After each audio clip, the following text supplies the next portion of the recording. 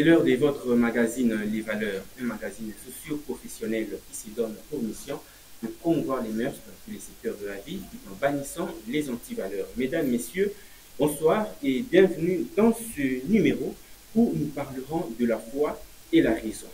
Est-ce que ces deux concepts peuvent cohabiter? Voilà au moins la problématique qui retiendra notre attention autour de ces échanges. Alors pour cela, tel que vous pouvez les remarquer, je ne suis pas seul, je reçois des hommes de Dieu. Nous avons reçu d'abord le prophète Chandelier Piti. Il est responsable de l'église Cour de Jésus-Christ. Prophète, bonsoir et bienvenue. Merci beaucoup, bonsoir M. Alex. Je pense que vous allez bien. Le Seigneur content, ça va. Alors le prophète Chandelier n'est pas venu seul, tel que vous pouvez le constater. Nous avons le pasteur Patrick Aouchi, responsable de l'église Sémac de Lubumbashi. Pasteur, bonsoir, bienvenue. Bonsoir. Vous nous venez fraîchement de Lubumbashi. Je me suis posé tant de questions. Est-ce que les Louchois sera à mesure de s'exprimer aussi en lingala pour vulgariser la matière? Soit il va falloir que nous soyons français et puis swahili, je ne sais pas. Vraiment, nous allons nous adapter. Très bien. Nous allons nous adapter. Alors, je vais commencer avec le prophète Chandelier Piti. Nous allons mélanger les deux langues. Nous allons prendre français et puis lingala pour permettre à ce que na bandekunyos au batotala biso basimba ya motuya. Que comprenez-vous par les deux concepts? D'un côté, nous avons la foi et de l'autre côté, nous avons la raison. Ok. Je vais faire l'induction, ça va être beaucoup plus facile. Je commence par la raison et ensuite la foi. Au fait, ce qu'on appelle la raison, c'est cette faculté-là de raisonner, ou encore cette possibilité d'aboutir par un processus, une action qui amène au résultat. Et lorsqu'on dit que quelqu'un est plus dans la raison, on fait allusion à une sorte de personne qui ne pose pas des actions s'il n'a pas encore une logique à suivre pour aboutir au résultat. Mais alors que ce qu'on appelle la foi, je ne dirais pas contrairement, mais je dirais plutôt la foi à son tour ne marche pas en commençant par des actions pour aboutir à un résultat. Avec la foi, on peut constater un résultat sans avoir remarqué au préalable des actions. Donc il y a une contradiction. Je n'aimerais pas parler de contradiction parce que, au fait, la raison renforce la foi. Parce que, je vais être beaucoup plus clair. La raison, c'est une faculté intellectuelle. Quand je précise le mot intellectuel, pour dire que l'intellect, c'est la possibilité d'avoir au moins des éléments à main. On sait que j'ai d'abord ça, ensemble, je peux aboutir à ceci. Vous voyez, pour que quelqu'un arrive à accoucher, il faut qu'il y ait des hommes. Et quand deux hommes se mettent ensemble, il y a un processus après 9 mois. C'est ça la raison, en fait. Les niveaux sur le plan intellectuel, on réfléchit comme ça. Mais alors que la foi, on va vous enseigner qu'un ange vient, parle à une femme sans contact avec un homme, et bizarrement, un enfant apparaît. Seule la foi peut produire un tel résultat alors qu'il n'y avait pas au préalable des éléments entre les mains. Très bien. Nous allons y revenir avec force et détails. Nous sommes en train d'évoluer. Passons d'abord la parole au pasteur Aouchi. Vous pouvez donner votre compréhension par rapport à ces deux concepts. Nous parlons de la foi et la raison. Vraiment, merci pour la question. Pour ne pas revenir sur ce que l'homme de Dieu venait de nous expliquer. Alors, en un mot, moi, je parle sur les moyens de voir par la foi, c'est de fermer les yeux à la raison. Ouais. Les moyens de voir par la foi, c'est de fermer ses yeux à la raison. Parce que, comme l'homme de Dieu nous a dit, la raison, c'est cet facteur intellectuel. Mais lorsque nous parlons de la foi, vous allez vous remarquer que la foi amène une contradiction par rapport à tout ce que nous avons comme élément que la raison nous présente. Vous voyez un peu. C'est pourquoi j'aimerais résumer cela en un mot, que la foi, lorsque vous marchez selon la foi, donc vous êtes appelé à fermer les yeux à certaines choses ou à la raison. Parce qu'il y a des choses que la raison peut vous présenter, comme l'homme de Dieu a donné l'exemple, pour dire que lorsque une femme a besoin ou un couple a besoin d'un enfant, Cela signifie qu'il doit y avoir l'homme et la femme en union pour avoir les résultats. Ça c'est tout à fait réel et nous sommes vraiment d'accord avec ça. Mais lorsque nous parlons de la foi, ça c'est une autre dimension. C'est que par les moyens de la foi, nous pouvons avoir des choses d'une manière surnaturelle. Vous voyez un peu. Cela ne provient ni de l'intelligence humaine, mais cela ne peut provenir que de Dieu. Toujours dans la même perspective, pasteur Patrick, lorsque vous parlez de fermer les yeux à la raison, ça veut dire ceux qui croient, ils ne peuvent pas réfléchir, ils ne peuvent pas cogiter par rapport à certaines vérités qui sont mises dans la Bible. Non. Je ne dis pas que ceux qui croient, ils ne peuvent pas accepter certaines choses. Mais dans cette dimension, j'aimerais tout simplement nous faire comprendre que là, je parle de la foi chrétienne. Vous voyez un peu. Je parle de la foi chrétienne, c'est une émission chrétienne. C'est une manière pour moi d'encourager quelqu'un, d'encourager les gens qui nous suivent à la télé. Question de leur dire qu'il y a des choses réelles, vraies, que peut-être les médecins vous a déjà dit. Il y a des choses que la politique ou les hommes intelligents ont déjà placées. Mais lorsque nous marchons selon la foi, c'est que par les moyens de la foi, je suis appelé à voir même des choses au-delà de mes limites, au-delà de ce que la science a déclaré, au-delà de ce que les hommes ont déclaré sur moi. Par les moyens de la foi, moi je crois que Nazomo Namakambo, peut-être Ekozalate, moi je crois que par les moyens de la foi, Ekozalate Recommande. Alors, Oyo Batoubalobaki, Oyo Batoubakanisa qui est au nom de la foi, tel que l'a dit le pasteur Patrick Azokwa Ekokoma. Alors, pasteur, prophète Chandelier, est-ce que vous êtes sûr que les deux concepts, la foi et la raison, peuvent cohabiter pour permettre au peuple de Dieu de croître? Ou soit il va falloir banaliser l'un et puis opter pour l'autre? Déjà, je vais vous dire quelque chose de très important. Il faut comprendre que lorsqu'un homme de foi n'a pas la raison, il ne saura surtout pas aussi bien comprendre sa propre foi. Parce qu'il faut d'abord comprendre la raison et mieux exercer sa foi. Parce que la foi, en d'autres termes, c'est le côté fou de la raison. Voyez. C'est-à-dire que dans la logique des choses, lorsque Dieu appelle Pierre, il demande à Pierre qui ne sera plus pêcheur des poissons, mais pêcheur d'hommes. Ok. Ils ont marché ensemble par la foi, mais à un moment donné, ils devaient payer l'impôt. On demande au même Pierre d'aller pêcher pas les hommes, mais les poissons. Tout ce que j'essaye de dire, c'est que Dieu nous appelle, il y a des choses que nous devons quitter, mais nous devons venir avec l'intelligence aussi. Parce que Dieu, parfois, peut partir de notre intelligence pour mieux prêcher la foi. Je prolonge ma réflexion.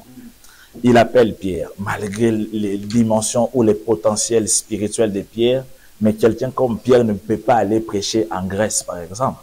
Parce que prêcher les Grecs, il faut comprendre qu'il y a eu Aristote, il y a eu Platon, il y a eu des philosophes, il y a eu quelqu'un qui a parlé là-bas, mais au nom de la philosophie, qui n'est rien d'autre que la raison. Donc, si vous voulez mieux prêcher les Grecs, vous devez d'abord comprendre la raison. Quand je parle de la raison, je fais déjà tout ce qui est trait à la science. Comprendre la raison, c'est alors que votre raison peut être le soubassement de votre foi. Et quand quelqu'un comme Paul vient vous prêcher, il commence d'abord par vous présenter ce que la science a dit, ensuite ce que la science ne peut pas faire. Seule la foi peut le faire. Voyez, vous ne pouvez pas présenter la foi sans au préalable exposer des limites de la raison. De même, la foi a besoin d'abord de la raison en soi. Parce que je suis en train de dire, vous avez affaire à un professeur, par exemple, de physique. Vous ne pouvez pas lui dire, Dieu, faites chair, l'invisible devient chair. Si vous ne commencez pas d'abord par des matières liées à la science, pour montrer ce que la science pouvait. Parce qu'en réalité, c'est que la raison doit exister pour que la foi chrétienne soit valorisée. Montrer d'abord ce qui existe dans la réalité. Ensuite, comment cette réalité est limitée. Et voilà maintenant la place de la foi. Toujours avec le prophète Chandelier, avant de passer la parole au pasteur Patrick, vous dites que la raison doit d'abord exister afin de pouvoir valoriser la foi. Alors, si nous entrons en profondeur, nous allons voir qu'il y a quand même une contradiction de part et d'autre. Parce que dans la science, avant d'affirmer quelque chose, on doit vérifier, on doit faire des investigations de part et d'autre. Par contre, dans la Bible, quand on vous dit quelque chose, c'est le oui et amen.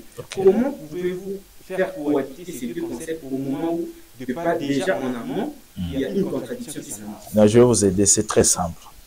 Comment savoir que le miracle est vraiment énorme de la résurrection de Lazare si on ne confirme pas qu'il sent déjà? Oui, parce que c'est la science qui nous apprend qu'après 4 jours, déjà, la personne peut sentir. Et quand la personne sent, cela veut dire qu'il n'y a plus probabilité de revenir à la vie. Tout ça, c'est d'abord la raison.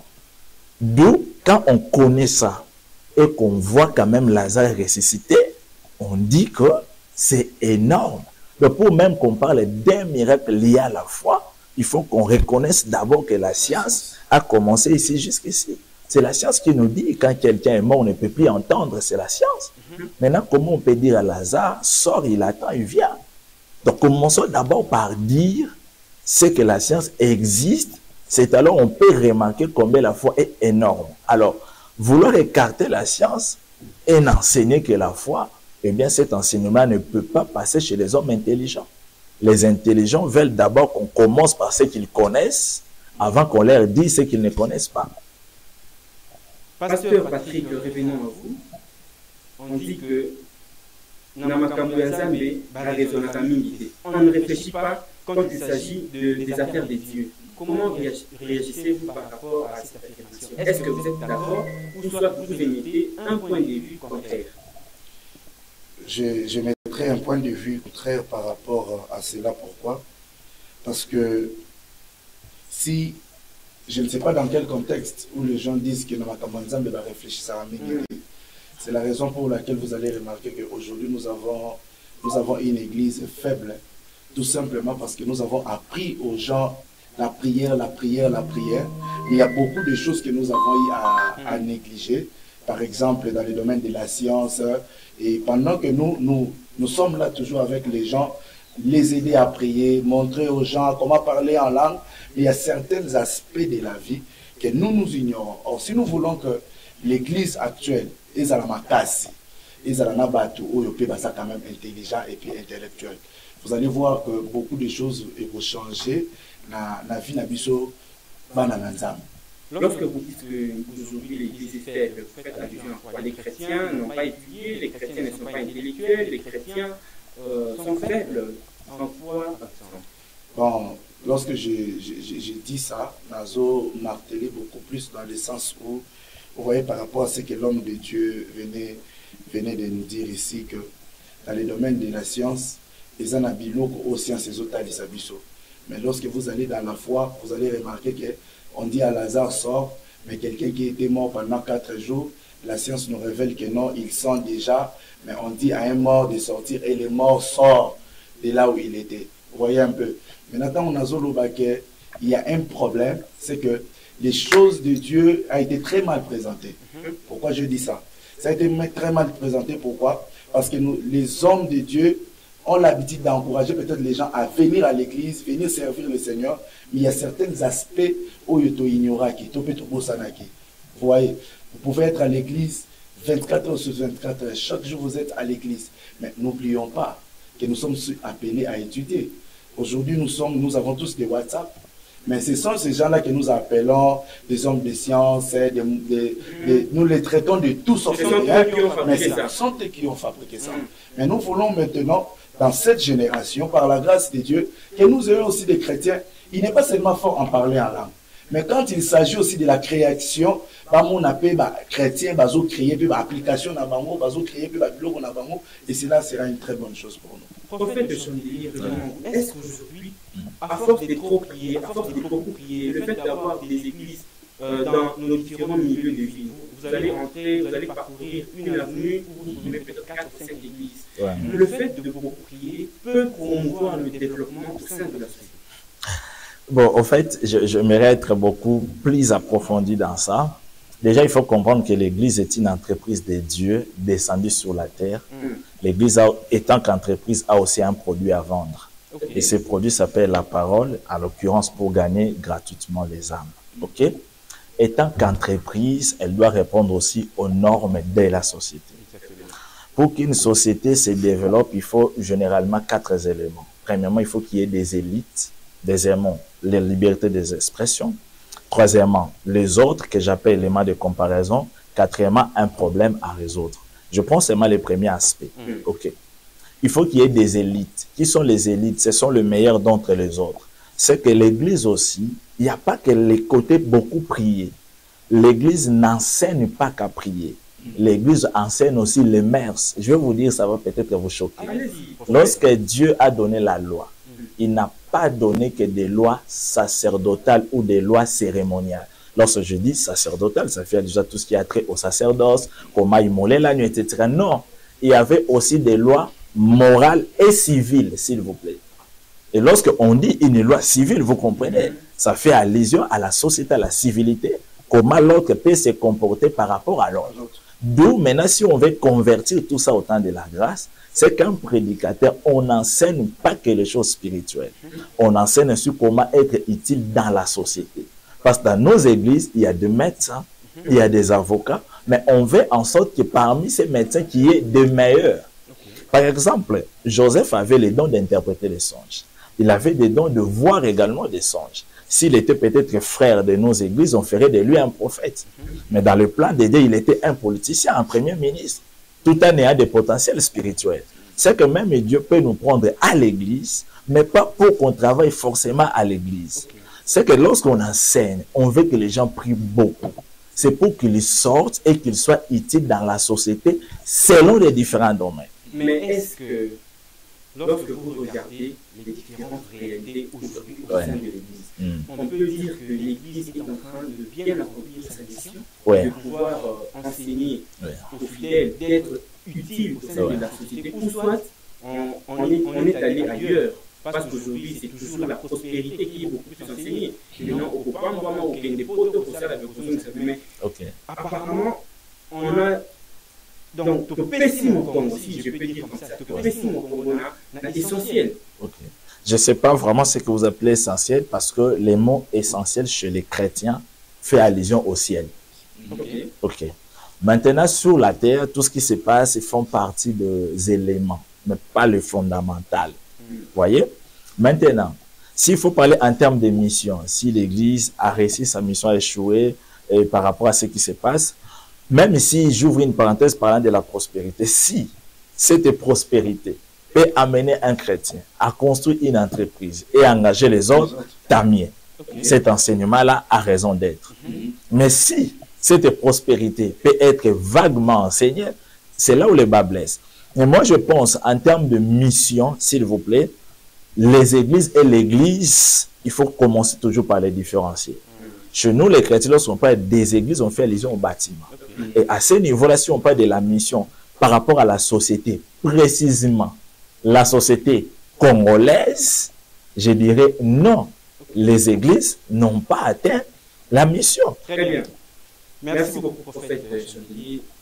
Pasteur Patrick, entre les deux concepts, la foi et la raison, qui doit-on privilégier? D'abord, dans les milieux ecclésiastiques et puis au sein de la société. Je crois que le prophète a déjà martelé sur ça lorsqu'il parle de la loi. Donc, je dirais un mot qu'il n'y a rien à négliger.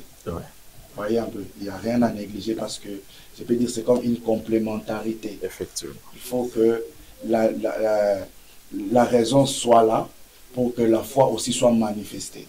Il n'y a rien à enlever, il n'y a rien à ajouter. Parce que lorsque vous voyez la raison de quelque chose, c'est par là que nous pouvons aussi témoigner en disant que c'est par la foi que nous avons eu à surmonter cela. Est-ce qu'on peut remettre en question certains livres dans la Bible? On peut dire que non, la Bible contient également des erreurs parce qu'elle a été écrite par les humains qui sont faillibles. Alors, tout en développant cet aspect de l'intelligence, on peut remettre certains livres ou soit certains épîtres en question, pasteur Patrick. Mais ces gens-là ont été remplis par le Saint-Esprit. Vous voyez un peu, c'est que ce n'est pas seulement l'intelligence humaine. Parce que le Saint-Esprit était en eux et c'était poussé par le Saint-Esprit que tout cela s'est passé. Quelque part, vous avez parlé du fait que les pasteurs, soit certains prédicateurs, ont mal enseigné les fidèles, ont mal enseigné les chrétiens. Cela est dû à quoi? C'est parce que eux-mêmes, les prédicateurs, ont été mal enseignés. Voilà pourquoi ils se sont dupliqués comme ça, parce qu'on donne ce qu'on a. Ou soit ce sont les fidèles qui ont mal interprété ce qu'ils ont appris de leur pasteur. Bon, je ne suis pas là vraiment pour essayer un peu de... Peut-être cela peut choquer certaines personnes, mais j'aimerais tout simplement être clair. Nous sommes tous Congolais et nous savons les réalités dans Mboka, comment les choses se passent. Vous voyez un peu. C'est que ce que nous voulons premièrement, et que l'Église doit être équipée et très bien équilibrée. Nous voulons vivre une Église épanouie.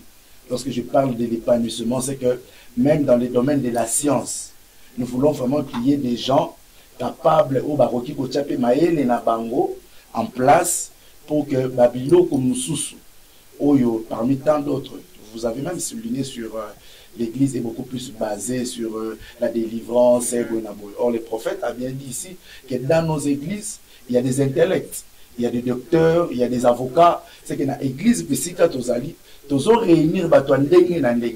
c'est que nous, comme étant pasteurs, nous n'avons pas seulement le rôle de dire aux membres que vous irez au ciel, mais nous devons aussi leur dire que non, avant d'aller au ciel, vous avez un rôle à jouer sur la terre. Vous voyez, la nation a besoin de vous. Ce n'est pas seulement en priant, mais priez, allez-y travailler, priez, allez-y à l'école, parce que si vous voulez que les choses changent, vous devez premièrement changer. Vous avez dit quelque chose de très important, pasteur. On va aller au ciel. À l'époque, je sais, il y a un intellectuel, il y a un personnage, un grand homme, en la personne de Karl Marx, si je ne m'abuse pas, il a dit la religion est l'opium du peuple. Donc, les prédicateurs mettent en place un mécanisme selon lequel fidèles, ou soit les chrétiens de façon générale, se débarrasser, se détacher de la société parce que mais voyez-vous pas que ce genre de messages, il y a un des rendre chrétiens et les fainéants de la part des prédicateurs que vous êtes. Quand vous ôtez les manabachères, vous ôtez vanité de vanité, tout est vanité. Au moment où votre milieu de vie est invivable, comment vous pouvez réagir par rapport à cette approche? Alors, pour les chrétiens qui nous suivent, parce que je suis pasteur, laissez-moi vous dire qu'avant d'aller au ciel, régnez d'abord sur la terre. Avant d'aller au ciel, il y a des choses que nous sommes appelés à conquérir et il y a des choses que nous sommes appelés à faire sur la terre. Est-ce que vous pouvez très bien expliciter ça? Parce que je sais que les chrétiens sont trop sensibles. Les gens disent que non. Lorsque vous dites que non, il faudrait d'abord régner sur la terre, vous faites allusion à quoi de manière plus simple? Règne au Nazoloba et ça règne Yamutu Nanzambe. Régner dans quel sens? Parce que les Andéni Bautu Goloba, qu'il y a des gens te présenter dans mon ciel. Mais to bosani que avant que na lola, bazova na na mokili et na mokili, bazokuta na ba kama pe na ba réalité andenge na ndenge. C'est que la première des choses à faire, le ciel, c'est une promesse au Yunzamba Pesabiso. Mais nous devons aussi savoir qu'avant d'aller au ciel, nous devons faire face à la réalité ébélée. Financièrement parlant, dans le monde social, c'est que nous devons faire face à la réalité ébélée. C'est qu'avant d'aller au ciel, nous sommes premièrement appelés à travailler afin de réussir sur la terre. Parce que tu peux te dire que j'irai au ciel, mais pendant que tu es sur la terre, tu vis dans la médiocrité. C'est pourquoi vous allez vivre aujourd'hui quelqu'un qui a la connaissance à la parole, il te prêche bien, il prie bien, mais financièrement, il est faible. Et cela devient comme un obstacle pour nous d'aller vers certaines personnes pour les présenter Jésus. Or, le Jésus que nous prêchons, il n'est pas un Jésus pauvre, parce que l'or et l'argent lui appartiennent. Vous voyez un peu? C'est que l'Église doit comprendre que parce que tu sers Dieu, parce que tu es un enfant de Dieu, crois premièrement, tout ce qui appartient à Dieu est à toi. Vous voyez, cette richesse, nous n'allons pas les vivre au ciel, mais c'est sur la terre. Et si tu vis sur la terre, tu dois réclamer, oh, nous faisons à papa, yo peux vivre yango, bien que j'irai au ciel, mais je suis sur la terre. Et cette terre appartient à mon Père, et il m'a béni, et j'ai des promesses, je suis appelé à vivre cela. Prophète de Chandelier, comment pouvez-vous justifier ce paradoxe? Les chrétiens, tout le Bible, l'or et l'argent sont de l'Éternel. Mais vous serez d'accord avec moi que la majorité, il y a des chrétiens au bas de l'église, soit peut-être des Sikabouzaïs, des Sikabouzaïs, bon, on a vraiment que nous basons à pauvre. Or, Bible, l'or et l'argent appartiennent à l'Éternel. Contradiction aussi, topé et boutoir. Avant de répondre à cette question, j'aimerais retourner un peu sur la question, ce qui concerne la considération de la religion, entre guillemets, chrétienne comme l'opium. En fait, déjà, j'aimerais insister que nous, le christianisme n'est pas une religion, c'est une vie. Parce que par définition, la religion, c'est l'ensemble de méthodes, des idéaux. Ce sont des processus pour amener les gens vers Dieu. Nous, on n'enseigne pas que les gens partent vers Dieu. Dieu vient vers nous. Parce que, écoutez l'exemple là où se sépare la religion et le christianisme. Avant, pour que quelqu'un soit guéri, il doit se jeter dans l'eau. Ça, c'est la religion. Les efforts humains. Ok? C'est l'homme de déplacer, de se jeter, avoir quelqu'un à côté. C'est ça la religion, qui t'aide à se jeter. Alors que le christianisme, c'est quand lui-même sort, vient vers vous, sans vos efforts à vous, mais avec sa propre volonté et vous guérit. On ne peut pas parler des religions, alors que l'homme n'a pas fourni d'efforts. Donc, le christianisme déjà n'est pas une religion, c'est une vie. Ok? Mais en termes de l'opium, non, pas du tout. Je peux vous dire clairement. Le jour où les églises, je mets ça au pluriel parce qu'il s'agit des bâtiments, se fermeraient, ici précisément au Congo, vous allez remarquer que le Congo regorge beaucoup de voyous, mais seule la prédication les calme. Vous êtes sûr? Très sûr, très sûr. Je commence de la Bible et je sors. Okay. Un jour, Naaman va se faire purifier chez le prophète Élisée, mais il commence par les rois. La Bible dit, le roi déchire le vêtement, et Élisée dit, faites-le passer, il sera qu'il y a un prophète en Israël. Écoutez ce que cela veut dire. Le roi représente l'État. Élisée représente le christianisme. Quand le roi ou l'État devient incapable, c'est l'Église de résoudre. À chaque fois que Papa Molière dit, l'État est la bisolika, mais l'État pas tala, mais celui-ci est maté. Mais moi, je vous dis que l'Église peut changer un coulou n'a pas une seule prédication.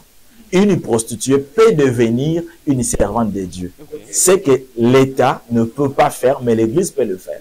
Donc, comprenez que nous ne sommes pas un danger pour la société. Au contraire, nous atteignons certaines colères, surtout des Congolais par nos prédications. Écoutez quelqu'un, tu veux insulter le président parce qu'il ne mange pas bien. On lui dit, garde la foi, ta vie ne dépend ni des hommes, mais de Dieu. Vous ne comprenez pas le travail qui vient d'être effectué verbalement. Ce n'est pas ça une manière de... Pas du tout. Vouloir désorienter ou soit masquer. Pas du tout. Oh, le fait seulement que ce qu'on dit est vrai. Écoutez, nous là, nous sommes des pèlerins, des passagers. Nous sommes dans le monde, mais nous ne sommes pas de ce monde. Ce qui veut dire que nous ne dépendons pas totalement des hommes. Nous sommes des passagers. Écoutez, maintenant, comment on peut dire à quelqu'un de se plaindre alors qu'Azan n'a pas à battre? Balesi est bien, on est clair que pas batato lié bien, ça pas abinoté. On a droit de déclarer ce que pas n'abino. C'est-à-dire que les chrétiens ne doivent pas attendre la totale satisfaction sur la terre. C'est ça, nous les chrétiens. Je ne parle pas des hommes, je parle des chrétiens, un peuple à part. Les chrétiens ne peuvent pas attendre une satisfaction totale sur la terre. Au moment où les pasteurs vivent dans la bourgeoisie la plus absolue. C'est là que je vais coller. C'est là que je vais coller avec la question concernant la pauvreté. Alors vous avez encore élargi que le pasteur. Écoutez, la vérité c'est que les chrétiens sont pauvres. La vérité c'est qu'on ne fait pas bien les bilans de choses. Parce que je ne veux pas toucher d'autres religions, parce qu'il y a des religions, ou surtout les religions des Noirs, où la pauvreté est la plus totale. Ça, on le sait tous. Mais on n'en parle pas. Pourquoi on parle tous sur la pauvreté de fidèles chrétiens? Déjà, nous ne disons pas aux gens de venir pour devenir riches. Non. Nous leur disons, c'est en travaillant qu'on deviendra riche. Je prends la Bible. Anne ne conçoit pas. Elle doit venir au temple pour demander à Dieu. Mais son ventre ne va pas grossir. Pour que le ventre grossisse, malgré que Dieu a déjà exaucé, elle doit retourner pour voir son mari. Cela veut dire, Anne, comme le peuple congolais, quand tout va mal, on vient à l'église prier Dieu. Mais pour que ce que Dieu te donne s'accomplisse, va travailler. Vous avez compris le processus. C'est-à-dire, Anne vient au temple, elle prie, mais pour que la réponse de Dieu se manifeste, elle doit chercher son mari, se mettre ensemble pour que la grossesse se manifeste. Voilà, je considère Anne comme le peuple congolais chrétien, temple comme l'église, où il doit d'abord commencer à chercher la solution à ses problèmes, mais pour qu'il commence à palper cela, le même Congo. Nous sommes en train de parler de la foi et la raison. Pour cela, j'ai reçu le prophète Chandelier Piti et puis le pasteur Patrick Aouchi. Alors, pasteur Patrick, on dit l'homme, ou soit moto est-ce que vous pouvez affirmer que on devient pasteur par appel des dieux, ou soit on le devient après avoir étudié, après avoir fait une étude quelconque? On devient pasteur par appel. Il faut être appelé parce que, comme l'homme de Dieu venait de le dire, le pastoral, c'est l'affaire de Dieu. Ce n'est pas une affaire des hommes. Ce n'est pas l'effet d'aller faire la théologie. Moi, j'ai toujours dit ceci à mes frères. Imaginez-vous un peu ceux qui, papa, pour nous, sur la théologie, sur la pasteur. Voyez un peu. Parce qu'il y a des gens qui nous enseignent dans l'institut théologique, mais pas un pasteur. Ils ont tout simplement la connaissance dans ces domaines-là. Et là où ils enseignent, nous aussi comme étant des pasteurs, nous venons participer à la formation. Donc, pour exercer les ministères, il faut être appelé. Parce que si vous n'êtes pas appelé et que vous m'écoutez ici, il y aura des retombées, parce que c'est Dieu qui appelle. La pastorale, c'est une affaire de Dieu et non l'affaire des hommes. On devient pasteur par appel. Comment ressentir cet appel? Parce qu'aujourd'hui, on a du mal. Il y a pour y on a du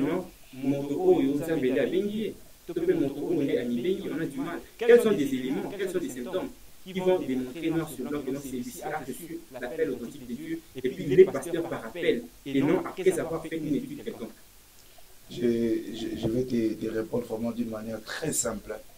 Tel que je suis là, personnellement, j'ai un père spirituel.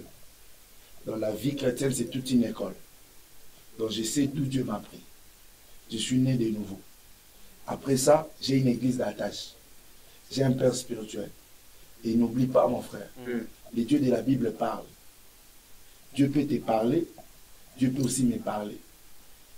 Parce que si Dieu ne parle pas, c'est difficile à définir ou à comprendre certaines choses. Dieu avait parlé, il m'a parlé, il a parlé à mon père spirituel, cela a été comme une confirmation par rapport à mon appel. Et s'il faut vous dire que, comment savoir que Moutouana a bengamato a bengamate? Je crois qu'au début, je sais qu'il y a quand même des faux, mais là où il y a des faux, n'oublie pas qu'il y a aussi des vrais. Na Congo ici quand vous allez même bafou dollar et tambolaka, mais ba vrai peut tambolaka. C'est que vous allez les reconnaître aussi par leurs fruits. Oyo eko bungi sabi sauter koyeba qui est vrai, qui est faux. Et ça peut qu'on l'a samana misala. Parce que quand tu es dans les vrais et que tu as reçu un appel authentique, je ne crois pas que tu vas forcer certaines choses. Parce que les dieux qui t'a appelé, ces dieux-là te prendront en charge, ces dieux-là va te donner un message. Parce que quand tu as l'appel, il y a aussi une mission. Tu ne peux pas dire que j'ai reçu un appel sans pour autant appeler son mission. Prophète Chandelier, vous êtes pasteur, vous êtes prédicateur, vous êtes intellectuel. Croyez-vous à un ciel à éviter et à un enfer à éviter? Si vous pouvez peut-être m'autoriser, je voudrais compléter d'abord les pasteurs Patrick par rapport à ça, rapidement. Voilà. La Bible dit il a établi les uns comme apôtres, comme évangélistes. Pourquoi on dit comme? Déjà, le mot comme, ça veut dire que ce n'est pas véritable. Ça veut dire que c'est Jésus qui est le vrai apôtre, le vrai pasteur. Donc, lorsqu'on appelle quelqu'un, c'est que même sa manière d'exercer doit être comme Jésus. D'où, quand on voit Jésus marcher et on voit quelqu'un faire pareil, on comprend. Et pour chuter, c'est que lorsque Dieu appelle quelqu'un, contrairement à ce qu'on attend aujourd'hui, chez les jeunes gens, et dans mon Bible, dans la vision, tout ça. Et quand Dieu appelle quelqu'un, il lui donne une prophétie. Cette prophétie ne sort pas de la bouche de quelqu'un. Dieu me dit, je vois, non. C'est une prophétie qui se trouve dans la Bible, qu'on appelle écriture prophétique. C'est dans laquelle on trouve trois choses, la vision, la mission et le message. C'est-à-dire que c'est ce qu'effectivement le pasteur dit. Lorsque Dieu t'appelle, tu as une vision, une mission et un message. Donc, en fait, ces trois choses signifient simplement l'explication de ce que Dieu fera par toi, pour toi et avec toi. Donc, quand tu as ces choses, ça veut dire que tu es appelé de Dieu. Croyez-vous au ciel? Croyez-vous que nous allons hériter le ciel un jour et puis il y a un affaire à hériter? Mais c'est fondamental. C'est ça même le socle de la vie chrétienne. Nous sommes appelés à rentrer un jour chez nous parce que, j'aimerais préciser, pour nous, le ciel, ce n'est pas un endroit à partir, un endroit à retourner. Parce que prophétiquement, les Hébreux en Égypte ne partaient pas en Canaan, mais retournaient en Canaan parce qu'ils étaient venus de là. Et nous ne sommes pas d'ici. Nous venons quelque part. C'est le physique qui va au ciel. D'ailleurs, le fait seulement... Je dis ça parce que vous, prédicateurs, vous dites que ceux qui ont fait or, nous savons très bien que l'âme, soit l'esprit est insensible. Comment quelque chose qui est insensible, qui peut dire en amour du prophète? Ok, déjà c'est très simple. Il faut comprendre que j'étais sur le point de dire que quand vous voulez aller vivre dans le ciel, vous devez comprendre que dans le ciel, tu n'avais pas ce corps. La Bible dit en réalité, dans l'homme, c'est l'esprit. Ça veut dire qu'avant d'y aller, on abandonne d'abord ce corps physique pour porter le corps qu'on avait au préalable pour mieux vivre. Alors que, attention, l'enfer en soi n'est pas là-bas, ce n'est pas à ce niveau-là. Voyez un peu. Et même quand on parle de l'enfer, il faut en parler avec un peu de détails. Parce que l'enfer est composé de quoi? Lorsqu'on parle selon l'Apocalypse, on parle de la composition même de l'enfer. Il n'y a pas que le feu, il y a aussi l'acide qu'on appelle soufre. Alors quand vous lisez dans le dictionnaire ou encore en biologie, en biologie chimie bien sûr, on va vous faire comprendre que ça sert à dissoudre. Vous voyez, ça veut dire qu'il ne suffit pas qu'à quelqu'un d'être brillant comme on en sait, il brille et il crie. Non, l'acide du soufre sert à dissoudre, à absorber. Pasteur Patrick, nous recevons des prophéties de part et d'autre. Est-ce que toutes ces prophéties-là, on doit les accepter comme telles sans toutefois réfléchir, ou soit on doit les remettre en question? Parce que nous parlons de la foi et la raison. La Bible elle-même nous encourage d'ailleurs à réfléchir à chaque fois qu'on vous donne une prophétie. Si vous avez les droits d'examiner. Vous avez les droits d'examiner et de comprendre si la chose dite sur vous et vous l'êtes prête en examinant la parole aussi. On a les droits d'examiner, de vérifier. Parce qu'on n'est pas appelé à tout accepter. Parce qu'on a dit au nom de Dieu, on a parlé ceci, cela. Donc vous avez les droits de réfléchir sur ça et de prier. Mais bizarrement, quand on fait un constat, apparemment les constats est amer. Les chrétiens ne réfléchissent pas trop. Quand on leur dit, ou soit on leur donne un message, directement c'est les oui et amen. On dit que non, sans toutefois réfléchir, la personne vient à y écouter. Et puis, entre guillemets, elle est s'aimer. Comment réagissez-vous par rapport à cette manière de faire, pasteur Patrick? Vous savez, à chaque fois qu'un chrétien dit Amen, c'est une manière de dire que j'accepte cela. Vous voyez? Moi, je crois que quand quelqu'un dit Amen sur une déclaration, c'est que la personne a aussi la sens des responsabilités par rapport à cette déclaration. Parce que l'orateur peut déclarer ou libérer une parole sur vous. Ce n'est pas à moi de vous obliger de dire un Amen. C'est que quand vous sentez que cette déclaration a pris place et que vous vous sentez vraiment dans la chose, vous pouvez déclarer à haute voix Amen. Alors, je crois avoir répondu dans ce sens-là parce que je sais qu'il y a beaucoup de spéculations dans les domaines là. Les gens disent Amen sans réfléchir, les gens opposent certains actes sans réfléchir. On ne peut pas globaliser ou emballer tout un peuple dans vasement. Parce que les choses de Dieu, et c'est une maturité. On n'a pas tous la même maturité. Très bien. Alors, je vous donne 1 minute 30 secondes parce que le temps est vraiment... Nous sommes arrivés complètement à la fin de ce numéro. Croyez-vous à la fin du monde? Oui, c'est pourquoi... Si vous croyez, pourquoi vous croyez? Et puis vous allez dire votre dernier mot pour finir cette émission avant de passer la parole au prophète Chandini. Nous croyons à la fin du monde Et je dirais que c'est pourquoi, c'est la raison même d'être de l'Église sur la terre. Nous sommes là afin de préparer l'Église de Dieu. Nous sommes des passagers sur la terre et nous sommes appelés à retourner chez nous, comme les prophètes venaient de le dire. C'est que pendant que nous sommes sur la terre, nous sommes appelés tous à comprendre que nous sommes passagers. Et parce que nous sommes des passagers, le ciel nous attend. Comme vous avez dit, on venait de le dire ici, il y a l'enfer à éviter. Et nous, comme étant enfants de Dieu, nous sommes en train de préparer l'Église pour l'enlèvement. Et comme envoyé, je dirais clairement au peuple de Dieu qui nous suivent à la télé. J'aimerais que vous disiez ça en Swahili, parce que je pense que ceux de Lubumbashi vous suivent en ce moment. Rappelez-vous qu'au départ, j'avais dit que le pasteur Patrick nous vient fraîchement de Lubumbashi. Vous avez 30 secondes pour adresser votre message en Swahili à ceux qui nous suivent à partir de Lubumbashi. Batoto Lubumbashi, jambo yenu. Mimi pasteur Patrick Aouchi, wa église Centre évangélique et missionnaire les Amis du Christ CEMAC. Tunashukuru Mungu tuko mu Kinshasa. Ningependa tu kusema hivi, tuko batumishi wa Mungu na shie tuko na responsabilité ya kuprepare kanisa ya Mungu juu ya enlèvement. Tuko deja na mwisho ya mambo yote ya mubaya mukini. Mais l'église tuko na kazi ya kufanya. Kazi yetu ni ya kuprepare église de Dieu.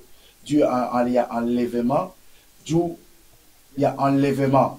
Parce que nous sommes des pasteurs et nous avons une responsabilité et un rôle à jouer. Que le Seigneur nous bénisse. Accent du pasteur Patrick, prophète Chandelier, pouvez-vous nous établir une différence qu'il y a entre ciel et cieux? Ok, en fait, c'est et vous avez aussi 1 minute 30 secondes pour votre mot de la fin. Ce sont des concepts assez complexes parce que il y a chez nous, les chrétiens, lorsque nous expliquons les choses, on les explique toujours en 4 dimensions, tantôt dans la connaissance, dans la doctrine, dans la révélation, dans la prophétie. Et lorsqu'il faut parler de quelque chose comme les ciels, tout simplement, la Bible te dira les ciels et son trône, par exemple. Alors ça va être un tout petit peu contradictoire à quelqu'un qu'on dit il va aller au ciel, alors qu'ici la Bible dit il s'agit de la chaise de quelqu'un. Okay. Donc pour dire que ce sont des concepts qui méritent assez du temps pour qu'on les explique dans 4 parlers. Vous voyez, dans 4, on les explique dans la connaissance, dans la doctrine, dans la révélation et dans la prophétie. Donc c'est de cette manière-là pour vous dire simplement que s'il faut les expliquer à 2, ces éléments de comparaison, ça mérite assez de temps. Vous avez 30 secondes pour vous exprimer maintenant en lingala parce que vous êtes de Kinshasa. Ouais. 30 secondes. Alors c'est... Nzamba Zwalukumu, vous savez, on peut être tuno mais difficulté lingala. Ah ok, allez-y. Nzamba Zwalukumu à permettre tout ça l'émission. Merci na monsieur Alexis. Merci aussi na pasteur Aouch, le pasteur principal à partager dans un plateau. Et église cours de Jésus-Christ, trône de délivrance. Nzamba Pambola Bino, na ebiki na création, tu vois le roi à moi si. Oto bimaki, mais jour photo zonga, lisuto kutane po abe na biso na kombo. Donc, tu comprendre que tu n'as pas naé, il faut que pas naé, Nzambe à Pambola Bino.